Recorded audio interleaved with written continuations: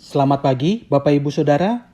Berjumpa lagi dalam persekutuan doa pagi pada hari ini Selasa 9 Februari 2021 bersama saya Pendeta Nathaniel Valentino Saleki. Sebelum itu, mari kita bersama-sama memuliakan Tuhan dengan bernyanyi dari Kidung Jemaat nomor 413. Tuhan pimpin anakmu.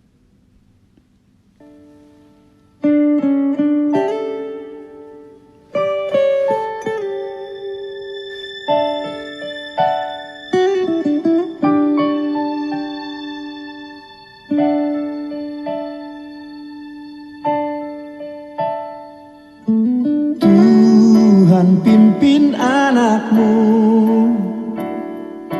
agar tidak tersesat, akan jauhlah seteru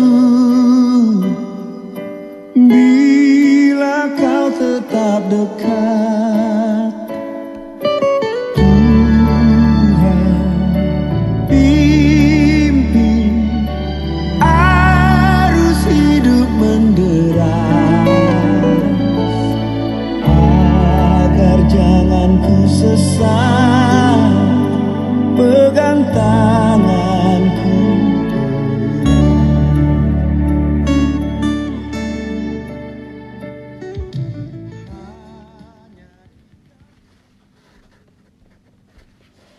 Mari saudara, kita bersatu di dalam doa.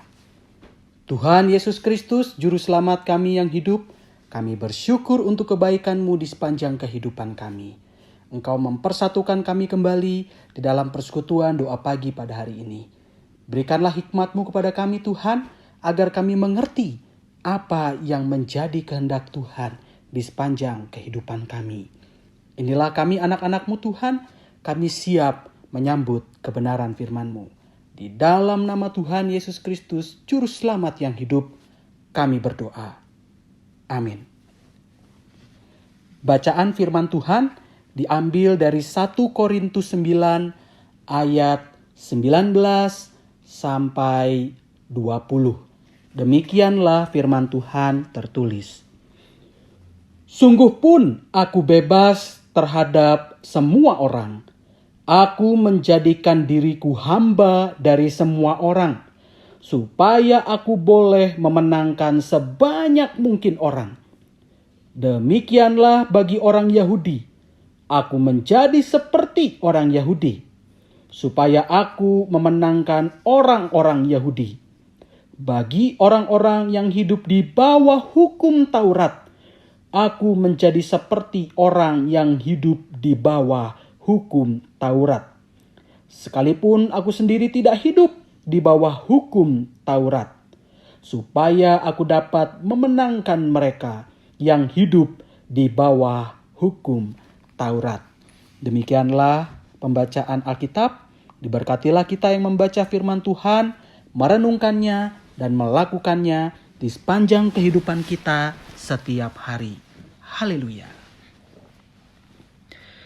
Bapak Ibu Saudara yang dikasihi Tuhan Yesus Kristus, pasti di antara Bapak Ibu Saudara ada yang tahu hewan bunglon.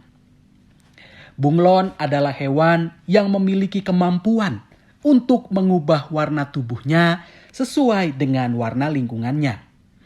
Tujuannya supaya ia dapat mengelabui predator yang mengancam hidupnya atau mengelabui mangsa yang akan disantapnya. Sepintas kita berpikir bahwa Paulus ini seperti bunglon. Ia menampilkan diri dan berpikir seperti orang-orang sekitarnya untuk tujuan membawa mereka percaya kepada Tuhan Yesus sebagai Juru Selamat. Cara ini pernah juga dilakukan oleh penginjil-penginjil masa lalu ketika mereka memasuki tanah asing.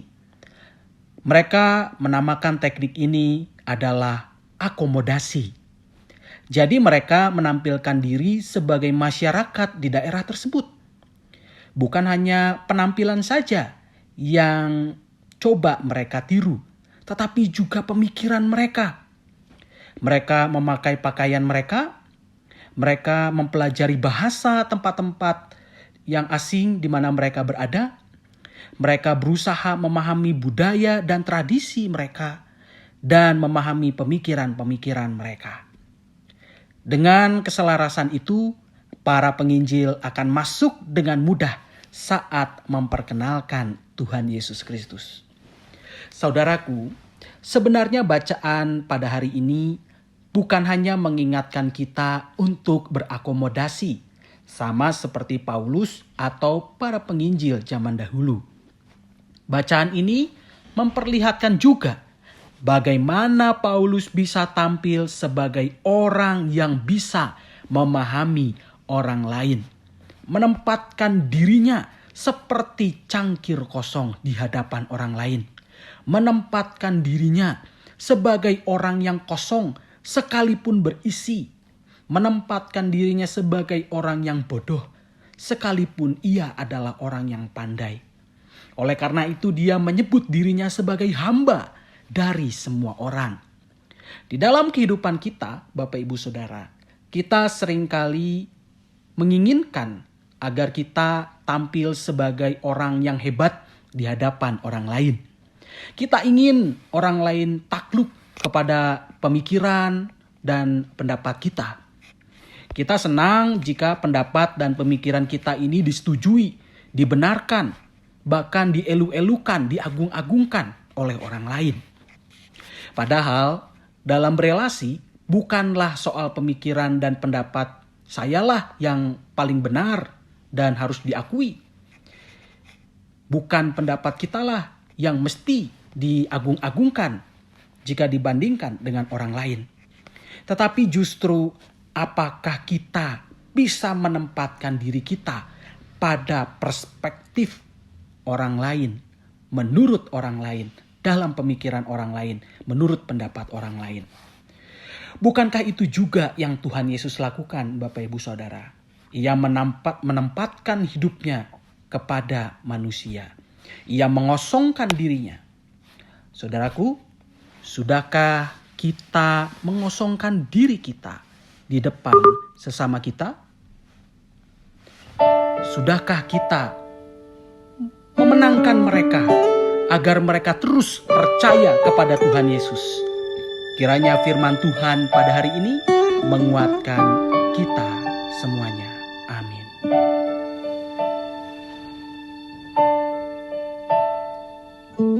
Tuhan pimpin anakmu agar tidak tersesat, akan jauhlah seteru bila kau tetap dekat. Tuhan pimpin arus hidup menderas, agar jangan ku sesat, pegang tanganku.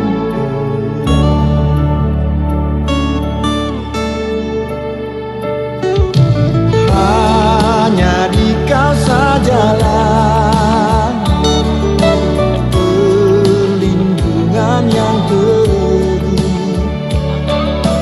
bila hidup menekan. Kau harapanku penuh.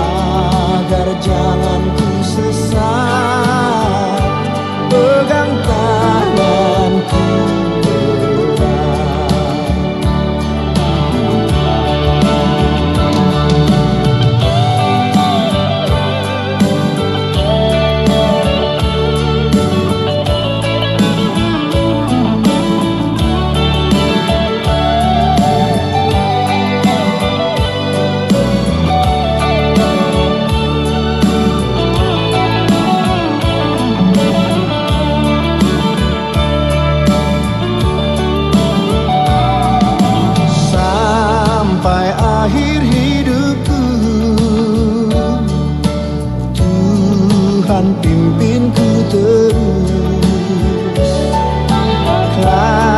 Ku puji ku sembah Kau Tuhanku penebus. Tuhan pimpin arus hidup menderas, agar jangan ku sesat. Pegang tanganku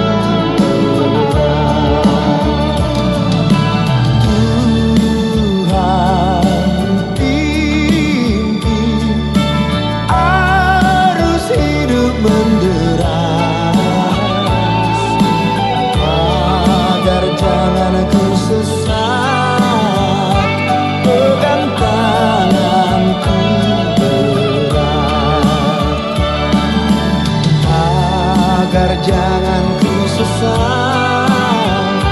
Pegang tanganku erat.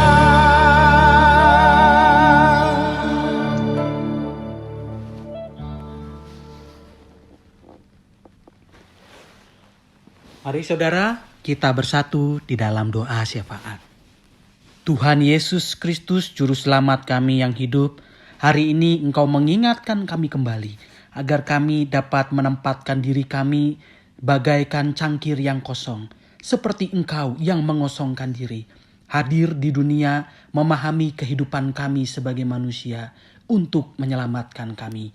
Demikian pula ajarkanlah kami Tuhan, agar kami dapat mengosongkan diri kami di hadapan sesama kami, agar kami dapat memahami apa yang mereka pikirkan, apa yang mereka rasakan, dan berpendapat serta berkomentar menurut apa yang dirasakan dan dipikirkannya. Tuhan Yesus Kristus, tentu dalam menghadapi kehidupan yang seperti ini memerlukan latihan, dan kami perlu untuk mendisiplinkan diri kami. Kami percaya Engkau di dalam Roh Kudus akan memimpin dan menyertai kami, agar kami dapat terus tampil sebagai pengikut Tuhan Yesus, anak-anak Tuhan Yesus yang sanggup mengosongkan diri kami. Tuhan Yesus Kristus, di dalam syafaat ini kami berdoa untuk kehidupan keluarga kami, rumah tangga kami. Berkatilah kami sebagai suami, agar kami dapat menjadi teladan bagi istri dan anak-anak kami, menjaga mereka dan bertanggung jawab terhadap kehidupan keluarga kami. Juga kami berdoa untuk kami sebagai seorang istri, agar kami dapat menjadi mercusuar di tengah keluarga, menjadi cahaya, menjadi terang yang menuntun kehidupan suami dan anak-anak kami, jikalau mereka hidupnya jauh dari Tuhan. Tuhan kiranya juga memberkati kehidupan anak-anak kami, baik mereka yang sedang berada di dalam masa pertumbuhan, maupun mereka yang sekarang sudah bekerja atau menempuh pendidikan di luar kota. Kami percaya Tuhan akan menjaga dan melindungi anak-anak kami ini, agar mereka dapat bertumbuh menjadi anak-anak yang takut akan Tuhan, berbakti kepada Tuhan dan kepada orang tua, dan membangun kehidupan gereja serta bangsa dan negara ini. Tuhan, kami berdoa bagi kehidupan rumah tangga anak-anak muda yang memulai kehidupan keluarga mereka di usia mudanya. Kiranya Tuhan pelihara supaya mereka dapat hidup saling mendukung, saling mengasihi, dan memelihara kehidupan pernikahan mereka. Jikalau mereka belum dikaruniai anak, kami percaya rancangan Tuhan atas hidup mereka baik adanya. Dan jikalau itu sesuai dengan kehendak dan rencana Tuhan, maka anak itu juga akan datang dalam kehidupan mereka. Untuk mereka yang sekarang sedang mengandung, kami percaya Tuhan akan memberkati buah kandungan mereka, supaya Tuhan melancarkan proses persalinannya nanti, dan anak serta sang ibu nanti dapat melewati proses persalinan dengan baik. Tuhan, kami berdoa untuk kami yang bekerja di tengah masa pandemi ini, yang mau tidak mau harus berada di tengah di tengah kerumunan orang.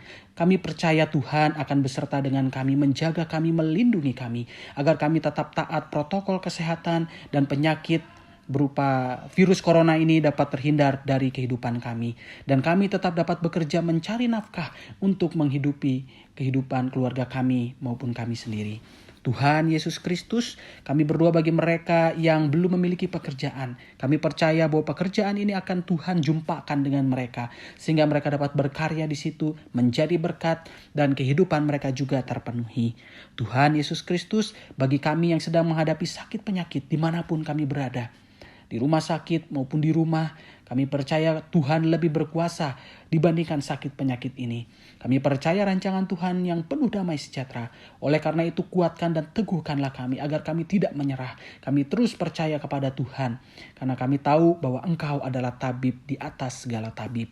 Tuhan Yesus Kristus, bagi kami juga yang sekarang berada di negara Indonesia ini, kami berdoa untuk para pemimpin-pemimpin kami. Berilah mereka hikmat dan kebijaksanaan agar negara ini dapat terus menjunjung tinggi keadilan, kesejahteraan bagi masyarakat luas.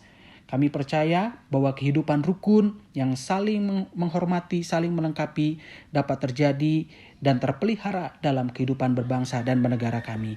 Tuhan, kami hari ini masih berhadapan dengan virus corona. Kami percaya bahwa virus itu akan pergi dan menurut waktu Tuhan. Kiranya Tuhan menolong kami agar kami dapat berjuang berhadapan dengan virus ini dengan berbagai hal yang kami miliki, dengan pengetahuan yang kami miliki. Tuhan Yesus Kristus, kami hendak melanjutkan kegiatan dan aktivitas kami pada pagi hari ini. Kiranya Tuhan sertai dan bimbing kami agar apa yang kami kerjakan seturut dengan apa yang Tuhan kerjakan. Dan kemana kami melangkahkan kaki kami mengikuti langkah kaki Tuhan. Terima kasih untuk kebaikan-Mu Tuhan. Inilah doa yang kami panjatkan hanya di dalam nama Tuhan Yesus Kristus, Juru Selamat kami yang hidup. Amin. Bapak Ibu Saudara yang dikasihi Tuhan Yesus Kristus, sampai jumpa di dalam persekutuan doa pagi yang akan datang. Tuhan Yesus memberkati.